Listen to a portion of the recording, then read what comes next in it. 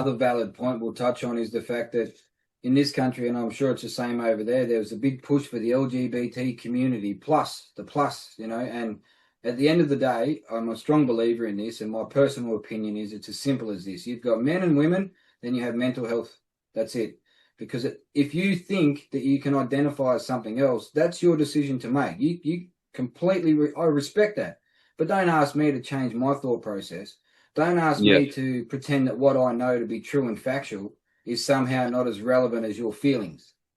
Yes, that's a great point. And the LGBT thing, all right, that community. The funny thing is, like, why do you think this was less, back in time? A lot of people say, oh, because people were scared to come out, they couldn't. No, not really. The programming wasn't out, the TV commercials you didn't see, the pride flags or whatever, which I have no problem against the gay community, but they weren't all over schools, etc. They kind of program this into children, especially young children, just like they've done with the feminism, etc. over the last 50, 60 years. And when they do that, this kid will go through a trans thing, which I'm against it too. I think you have some mental problems and you've been brainwashed. I agree with you 100% on that. But they will brainwash these kids and they'll get a sex surgery. Then what do you know? 5 years later, they kill themselves. You know what I mean? It's a mass problem. Yeah, and that's the thing is you're right. It does come down to pre-programming and conditioning and all these days. You see all these days. I don't know about there, but here we have Pride Day, we have gay rallies, we have. I'm still waiting for the day where we have a heterosexual day.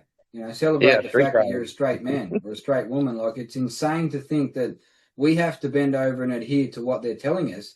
But yet, the way we were brought up back in my time frame was, you know what you know, okay? That doesn't mean you stay fixated on what you know, but you have a growth mindset to be compassionate and understand other people's point of view. But that shouldn't in any way influence the way that you see the world through your eyes. And you shouldn't be forced to think that, oh, okay, what I'm seeing is a man, but because they're in a dress, I now have to relate and call them a woman. No, I'm sorry. Take a look between your legs. You'll work it out pretty quickly as to what you are. So it's a pretty simple fucking philosophy, really.